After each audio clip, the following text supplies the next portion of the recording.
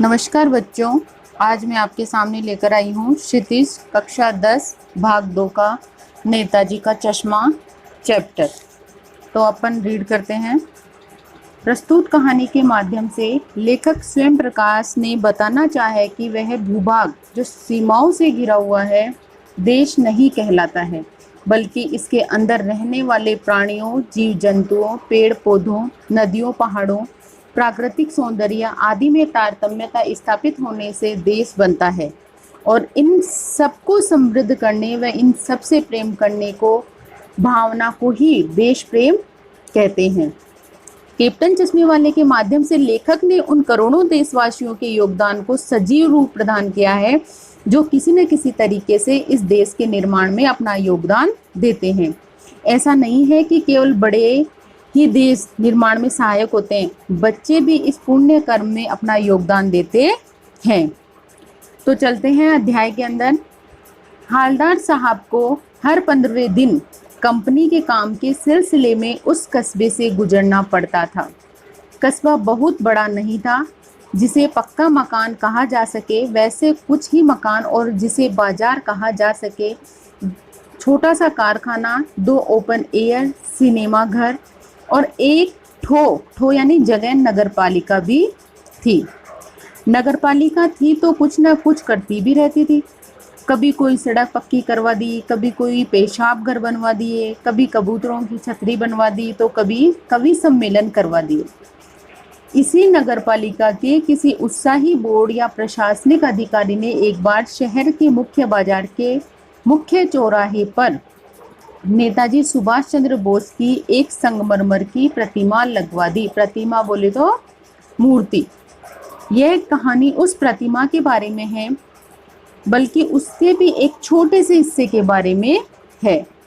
पूरी बात तो अब पता नहीं, लेकिन लगता है कि देश के अच्छे मूर्तिकारों की जानकारी नहीं होने और अच्छे मूर्ति की लागत अनुमान और उपलब्ध बजट से कहीं बहुत ज़्यादा होने के कारण काफ़ी समय ऊहापोह यानी सोच सोच विचार और चिट्ठी पत्री में बर्बाद हुआ होगा। और बोर्ड की शासन अवधि यानी समय समाप्त होने की घड़ियों में किसी स्थानीय कलाकार को ही अवसर देने का निर्णय लिया होगा।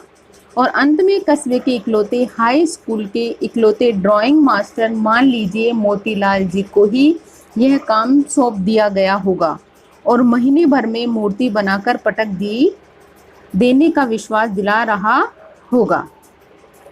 यहाँ बताया गया है कि एक नगरपालिका है और उसके अंदर सुभाष चंद्र बोस की संगमरमर की एक मूर्ति लगाई हुई है और इसको सुंदर बनाने के लिए ड्राइंग अध्यापक को यहाँ पर तैनात किया गया था। अध्यापक ने महीने भर में मूर्ति बना देने का आश्वासन दिया था। आगे है, जैसा कि कहा जा चुका है, मूर्ति संगमरमर की थी। टोपी की नोक से कोट के दूसरे बटन तक कोई 2 फुट ऊंची, जिसे कहते हैं बस्ट, और सुंदर थी। नेताजी सुंदर लग रहे थे, कुछ मासूम और कमसीन यानी बहुत सुंदर। फौजी वर्दी में मूर्ति को देखते ही दिल्ली चलो और तुम मुझे खून दो वगैरह याद आने लगे थे। ये इनके नारे दिए गए हैं। इस दृष्टि से यह सफल और सराहनीय प्रयास था। केवल एक चीज की कसर थी जो देश की खटकती थी।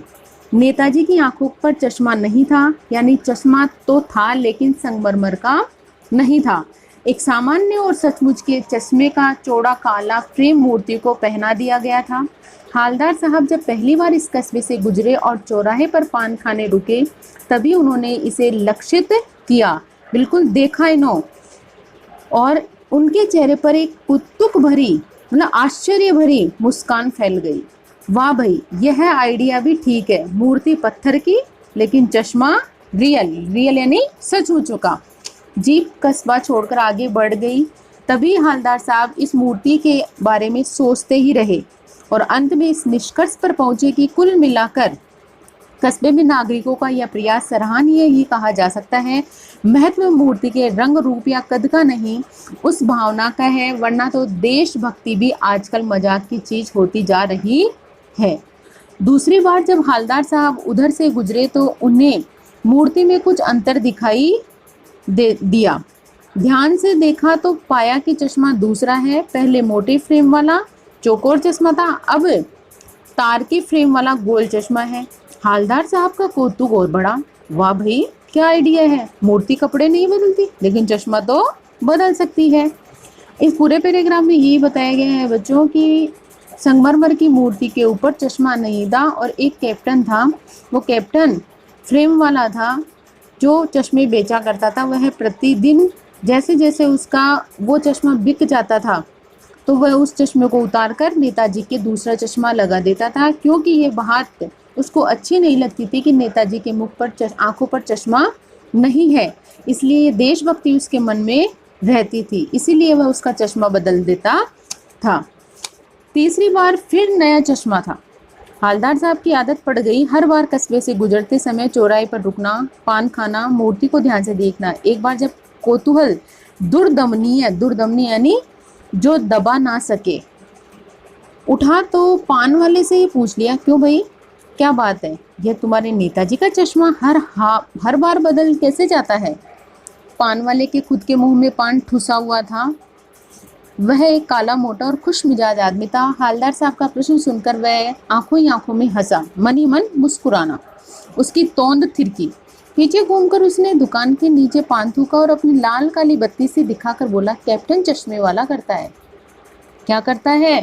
हालदार साहब कुछ समझ नहीं पाए। चश्मा चेंज करता है, पान वाले ने समझाया। क्या मतलब? क्यों चेंज कर देता है? हालदार साहब अब भी नहीं समझ पाए थे। कोई गिराक आ गया समझो, गिराक यानी ग्राहक। उसको चौड़े एक चौखट चाहिए तो कैप्टन किधर से लाएगा, तो उसको मूर्ति वाला दे दिया, उधर दूसरा बिठा दिया अर्थात लगा दिया। अब हालदार साहब को बात कुछ समझ में आई। एक चश्मे वाला है जिसका नाम कैप्टन है, उसे नेताजी की बगैर चश्मे वाली मूर्ति बुरी लगती है, बल्कि आहत कर देती है अर्थात दुख देती है, मानो चश्मे के बगैर नेताजी की असुविधा हो रही हो। इसलिए वह अपनी छोटी सी दुकान में उपलब्ध गिने चुने फ्रेमों में से एक नेताजी की मूर्ति पर फिट कर देता है। लेकिन जब कोई ग्राहक आता है और उसे वैसे ही फ्रेम की दरकार अर्थात जरूरत होती है तो वह मूर्ति पर से लगा हुआ चश्मा उस ग्राहक को दे देता है और नेताजी से क्षमा मांगते हुए लाकर ग्राहक को देता है और बाद में नेताजी को दूसरा फ्रेम लौटा देता है। वाह भाई, खूब, क्या आइडिया है। लेकिन भाई एक बात अभी भी समझ में नहीं आई। हालदार साहब ने पान वाले से पूछा, नेताजी का ओरिजिनल चश्मा कहाँ गया? पान वाला दूसरा पान मुंह में ठूस चुका था। दोपहर का समय था, दुकान पर भीड़ भाड़ अधिक नहीं थी।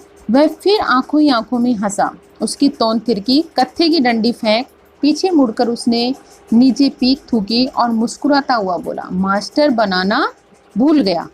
पान वाले के लिए यह एक मजेदार बात थी, लेकिन हालदार साहब के लिए चकित और द्रवित करने वाली, यानी वह ठीक से ही सोच रहे थे। मूर्ति के नीचे लिखा था, मूर्तिकार मास्टर मोतीलाल।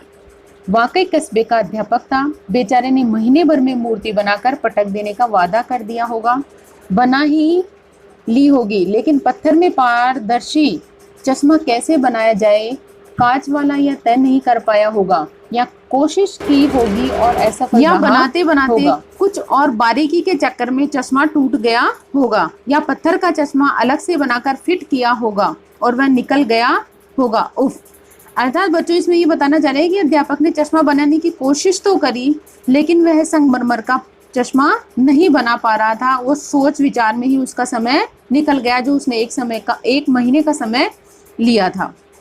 हालदार साहब को ये सब कुछ बड़ा विचित्र और कौतुक भरा लग रहा था, आश्चर्य भरा लग रहा था उनको सब कुछ। इन्हीं ख्यालों में खोए पान के पैसे चुकाकर चश्मे वाले की देशभक्ति के सामने नतमस्तक यानी झुककर, अपने माथे को नीचे झुकाकर वह जीप की तरफ चले, फिर रुके, पीछे मुड़े और पान वाले के पास जाकर पूछा, क्या कैप्टन चश्मे वाला नेताजी का साथी है? क्या आज़ाद हिंद फौज का भूतपूर्व सिपाही है?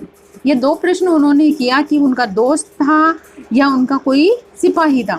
पान वाला नया पान खा रहा था। पान पकड़े अपने हाथ को मुंह से 1.5 इंच दूर रोककर उसने हालदार साहब को ध्यान से देखा, फिर अपनी लाल काली बत्ती से दिखाई और मुस्कुराकर बोला, नहीं साहब, वो लंगड़ा क्या जाएगा फौज में। पागल है पागल, वो देखो वो आ रहा है, आप उसी से बात कर लो, फोटो वोटो छपवा दो उसका कहीं। हालदार साहब को पान वाले द्वारा एक देशभक्त का इस तरह मजाक उड़ाया जाना अच्छा नहीं लगा। मुड़कर देखा तो अवाक रह गया।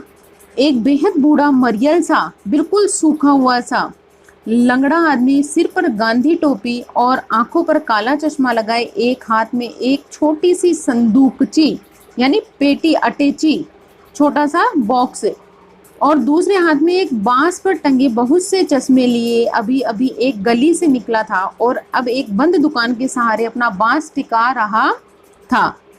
बांस होता है लकड़ी का बड़ा डंडा। तो इस तरह बेचारे की दुकान भी नहीं, फेरी लगाता है। फेरी लगाने का मतलब है चक्कर काट काट के अपना सामान बेचता है, अपना चश्मे बेचता है। हालदार साहब चक्कर में पड़ गए, पूछना चाहते थे इसे कैप्टन क्यों कहते हैं, क्या यह इसका वास्तविक नाम है, लेकिन पान वाले ने साफ बता दिया था कि अब वह इसके बारे में और बातें नहीं करेगा। ड्राइवर भी बेचैन हो रहा था, काम भी था। हालदार साहब जीप में बैठकर चले गए। यहाँ बच्चों बताना पड़ेगा कि उसको पान वाले के द्वारा लंगड़ा बताया जाना अच्छी बात नहीं है। वो क्या जाएगा लंगड़ा पागल फौज में, ये बात सही नहीं है, क्योंकि ये उसकी देशभक्ति का एक मजाक उड़ा दिया। वह नेताजी की जो मूर्ति है उसके ऊपर चश्मा देखना चाहता है, वो बिना चश्मे वाली मूर्ति पसंद नहीं आती है, वह उनकी देशभक्ति को सलाम करता है। इसलिए पान वाले का यह कहना उचित नहीं था कि वह लंगड़ा क्या जाएगा फौज में। 2 साल तक हवलदार साहब अपने काम के सिलसिले में उसके कस्बे से गुजरते रहे और नेताजी की मूर्ति में बदलते हुए चश्मों को देखते रहे। कभी गोल चश्मा होता तो कभी चौकोर, कभी लाल कभी काला, कभी धूप का चश्मा, कभी बड़े कांचों वाला गोगो चश्मा, पर कोई न कोई चश्मा होता जरूर। उस धूल भरी यात्रा में हवलदार साहब को कौतुक आश्चर्यता और प्रफुल्लता यानी प्रसन्नता के कुछ क्षण देने के लिए। फिर एक बार ऐसा हुआ कि मूर्ति के चेहरे पर कोई भी कैसा भी चश्मा नहीं था। उस